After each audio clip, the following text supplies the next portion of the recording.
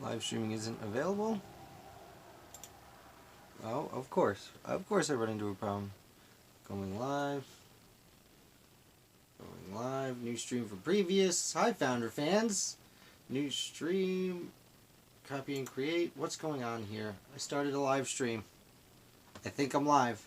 I sure hope I'm live. But I'm really not positive.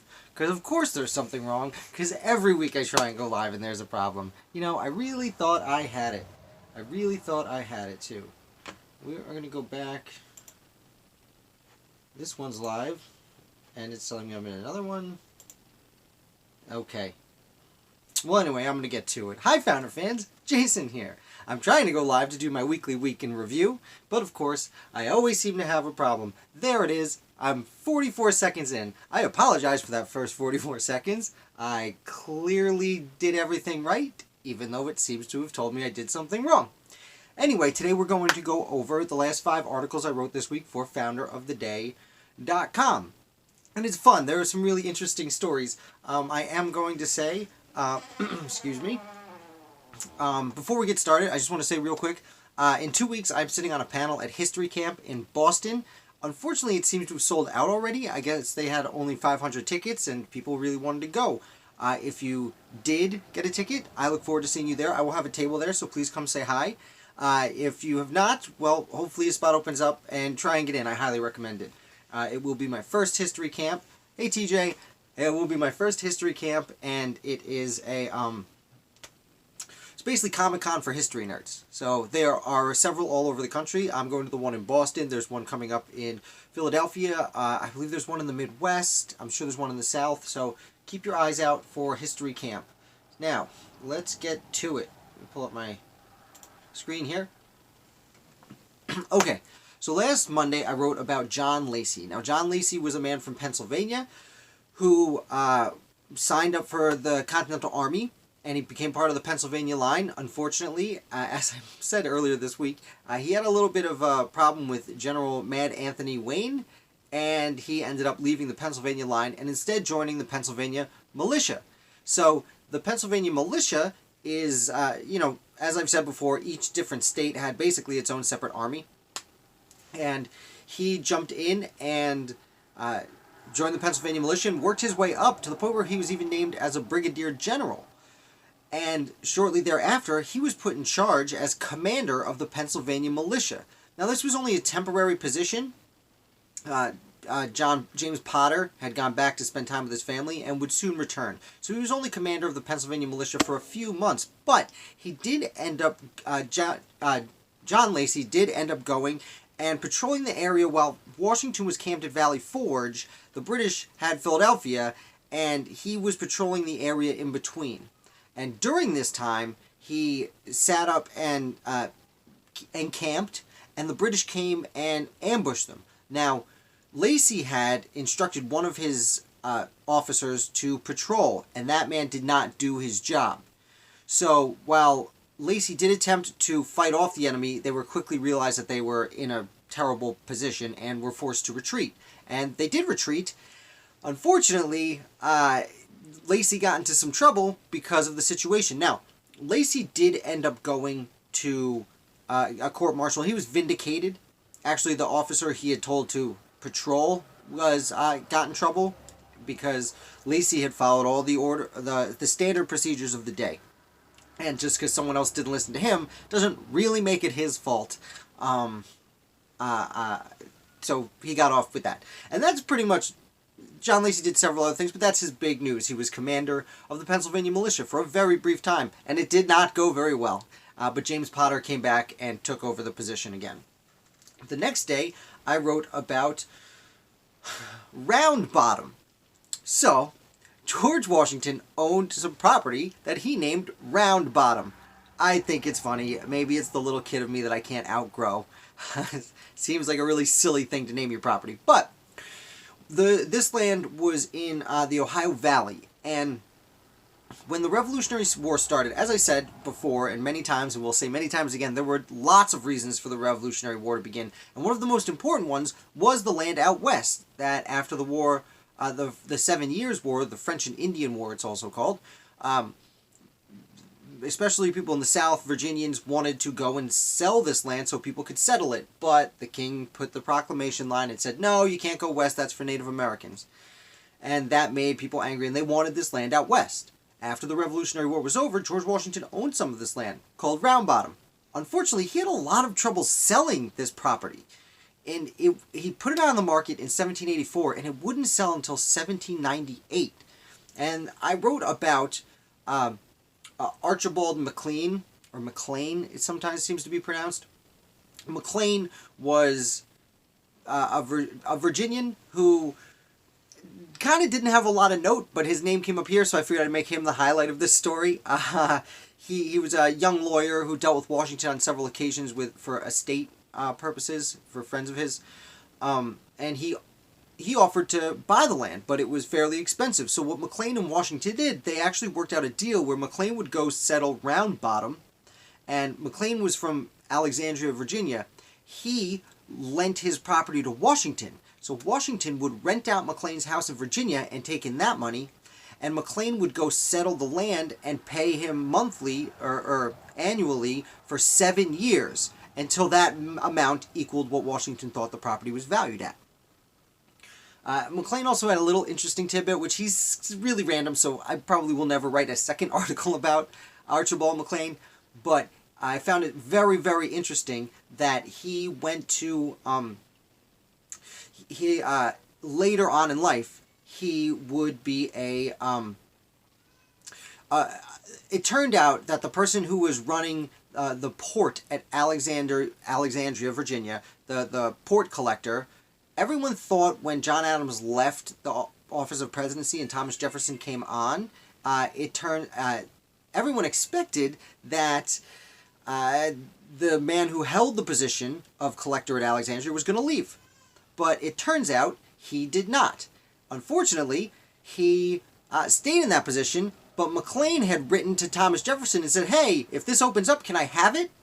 Now, it turned out that guy didn't leave, so he gave up. McLean didn't care. Someone was there. But his father-in-law wrote to Jefferson on several occasions, to the point where McLean basically wrote to Thomas Jefferson a letter that said, hey, I'm really, really sorry that my father-in-law keeps bothering you about this.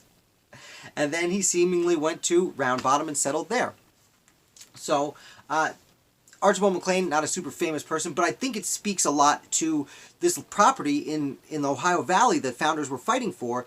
They finally were able to sell it, and it was interesting that they had some trouble selling it. Excuse me real quick. Sorry, my cat opened the door, and we could hear my wife and my child having, well, it's a baby, so he was doing what babies do. I apologize if you heard that. Let's continue. It's what happens when you go live. Can't edit it out. I wrote on Wednesday about Noble Wimberly Jones. So Noble Wimberly Jones was the son of a man named Noble Jones, and we go with Wimberly because that's how he differentiated himself from his papa. Anyway, Noble Wimberly Jones was an important member of the Colonial Assembly in Georgia. While he was there, he actually was elected to Speaker of the House of the Assembly. Now, during this time, Benjamin Franklin was over in England, acting as agent for Pennsylvania and Delaware, which meant he was, although they were being taxated without representation, he went to, he was in London representing those colonies to the Crown and to Parliament. Even though his vote didn't matter and all this and that, he was still speaking for them and saying, hey, they're not going to like this Stamp Act and things like that. So Georgia was the youngest colony. It had only been founded in 1734. Noble Wimberly Jones actually was a child who went with his father and was an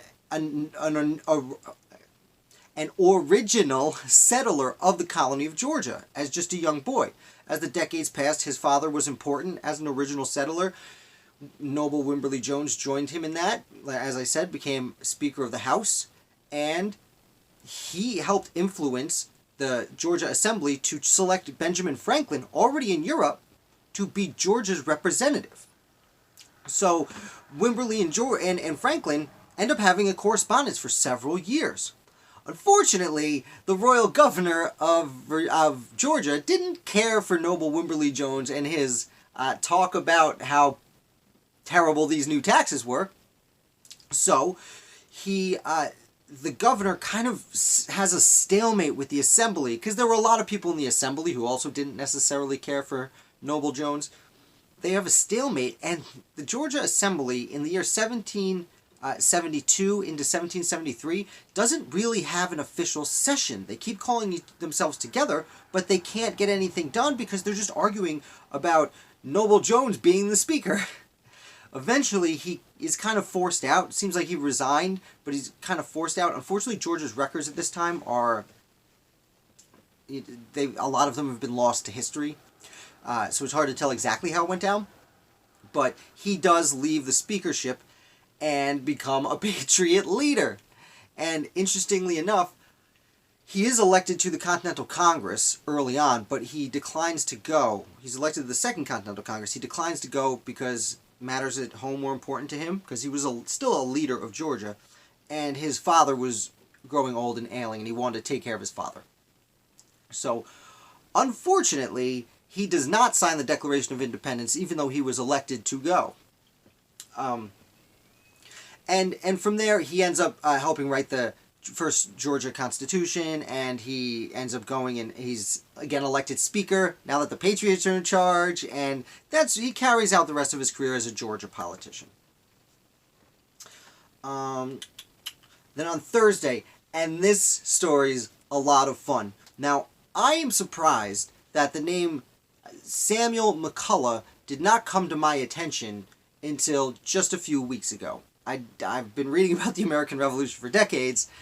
I guess I haven't paid enough attention to what would later become West Virginia, because Samuel McCullough was a commander of a very, very, very small fort in what is modern West Virginia, what was then Virginia, in what's now the city of Wheeling. Well, his fort was just outside Wheeling, but Fort Henry was in Wheeling, Virginia. Now, he was leading his men patrolling the area, and rumor came around that the Native Americans were going to attack. And a few tribes of Native Americans did get together, and they attacked Fort Henry. Now, it's more of a siege, because the people in Fort Henry went into the fort and locked the doors, and the Native Americans were kind of outside. And then a group of militia would hear about the attack, and they'd run over, and they'd say, oh, hey, they'd have a little skirmish with the Native Americans, and then they'd open the door of the fort, and those guys would run in. They'd get in, and they'd close the door. And then some more soldiers would show up, and they'd have a quick skirmish, and then they'd go, come on in, and they'd run in and hide. And this is what was happening when Samuel McCullough showed up, and his men did the same thing. Bang, bang, bang, run, hide.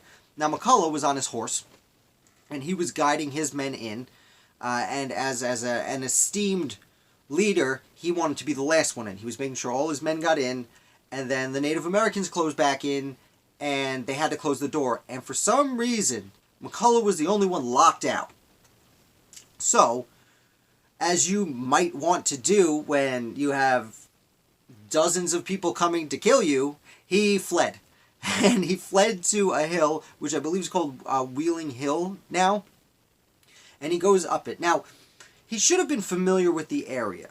And that does play into this story, because he goes up this hill, and on the other side of the hill is a cliff, a 300-foot drop. So he turns and he's going down, and then another group of Native Americans come up the other side of the hill, and he's trapped. So he does something what might be considered miraculous. He turns his horse and jumps off a cliff. And the Native Americans run over and look over the side, thinking to see his body strewn out, dead 300 feet below. But to everyone's surprise, they look over the cliff, and McCullough is galloping away on his horse into the sunset. I mean, not into the sunset, probably into the middle of the day, but I'm taking some artistic license. Anyway, now we don't know exactly how he did this, but if you look at a picture today, and this event has been called McCullough's Leap, and actually that hillside is now referred to as McCullough's Leap. So it's called a leap as an action in the story, but it's called a leap as a noun for the hillside. Anyway, if you look at the hillside, it's not a straight down cliff. It's just really, really steep hill going down. So chances are, since he knew the area, he was able to, and an excellent horseman, I would presume, he was able to snake his way down very quick enough that the Native Americans were surprised he was at the bottom and still alive. So Sammy McCullough would stay on the frontier for a long time. He was the reason the Native Americans were so angry at him. He was what was sometimes called a borderer, which basically meant he kept the border between the Native Americans and the European encroachers, from their perspective, separated. And he had probably done some things to Native Americans that the Native Americans were very upset about. A few years would go by, and McCullough would be on patrol with his brother, and they would be ambushed by the Native Americans. Now, his brother got away, but he turned around just in time to see Samuel get shot and fall off his horse, and then get attacked with a hatchet. So he went back and got his friends, or I should say other soldiers, and they came to save the day, so to speak, but the Native Americans had already left, and they found McCullough scalped, and his heart had been removed, and they would find out later from a neutral Native American tribe that the Native Americans more than likely ate his heart. Now, these were not Native American tribes that generally ate human. They were not cannibals. They didn't eat human. End of sentence. They were not cannibals. But McCullough had made himself such a folk hero so quickly between both the white settler counterparts and the Native Americans that he was something special. And they thought if they ate part of his heart, maybe it does, Ned. It sounds like a really painful death. Although he was shot, so perhaps he died quickly. Maybe he was still alive when they took out the heart, because his brother left. We'll never know when exactly he died. Either way, it was seen as an honor because he had done something so miraculous that they ate his heart to get part of his spirit within them. And yeah, it's gross, but I'd be lying if I didn't say it's a terrible, sad thing, and I'm not trying to make light of it, but it's a really incredible way to go down. To have your enemies so in awe of you that they decide the best thing we can do is eat his heart and keep some of them with us. Again, these are his enemies. I guess I have a strange perspective on life. Where, hey, if you're going to go down, please don't click away. Don't judge me for saying that. And lastly, on Friday, I wrote about Federalist number 70. It's the Federalist papers are written kind of in series where they cover one thing, they cover the Senate, they cover the House of Representatives, and Hamilton's in the middle of talking about the presidency. And in Federalist number 70, he discusses the need for a single powerful president. There was talk at the time from anti-Federalists who were, fearful that a big government could take over. Have a little heart. Well played. Thank you, Ned. Oh, one of our viewers just commented, "Oh, you can probably see what they write. I'm still new to going live. That's hilarious. I'm going to repeat that." I'm stealing your joke. Anyway, in Federalist number 70, Hamilton's talking about the need for the powerful president. There were people concerned with one person holding such a powerful position in the federal government, and there were recommendations to have multiple people in the executive. I mean, you have multiple people in the judicial system, department. You have a lot of people in the legislative branch. Why wouldn't we have multiple people in the executive department? And this is a common. I mean, I've heard people have this conversation today, and to a degree, it makes a lot of sense. But Alexander Hamilton does not think it makes sense. Alexander Hamilton thinks that we need to have one single person, and his arguments make a lot of sense. Sorry to use the same word a bunch of times. Basically, Hamilton's point is the legislative branch makes the laws, and you need to deliberate when making laws. You need to have back and forth, and you need to have arguments, and you need to have dissent so that we can make sure we make the best laws. But the president's job, at least back then when we wrote the Constitution, was simply executive. He was to enforce the laws. And if you are enforcing if you're enforcing a law, you might need to make a quick decision. Call out the army. Go get them. Put down this rebellion right now. On top of that, if you have a disagreement, it could slow down the enforcement of those laws. Furthermore, the president was supposed to execute if we went to war. And especially then, and I'm sure most military people now would agree that you need to have one solid leader to be taking charge while you're at war. You need one supreme commander. You need an Eisenhower, right? You need that one person making the decisions, and the president was supposed to be that person. If you had more than one president on the presidential board, the executive board, or whatever you might call it, then they might have disagreements, and that would slow down something. And if you need to go to war right now, like if you need to get in there and there's a battle about to start, and we need to know what strategic maneuvers to make, we need to make that decision right away, right or wrong. Anyone assuming the presidency is going to have certain the risk. They might make mistakes, but you need them to be confident and make those mistakes with confidence, and we can fix them later.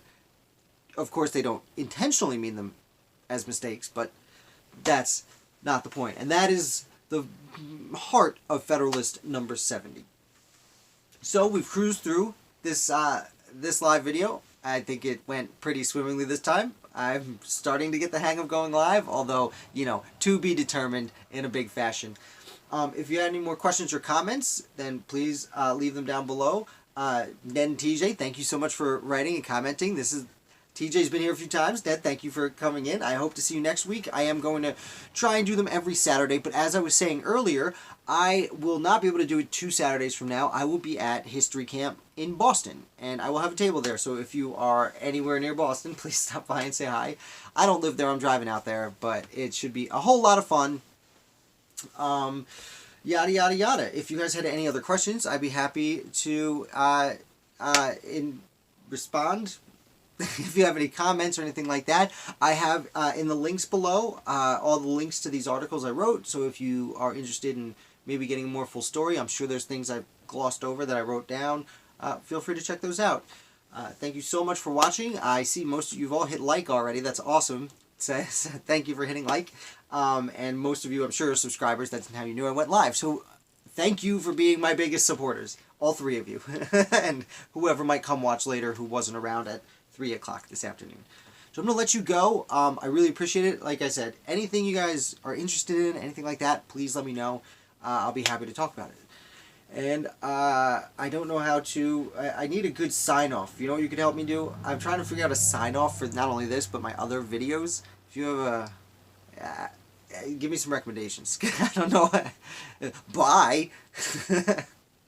Thanks for watching. I am going to... I think I can just hit this button and end it. So I will see you with a regular video on Monday. Round bottom. I will consider round bottom.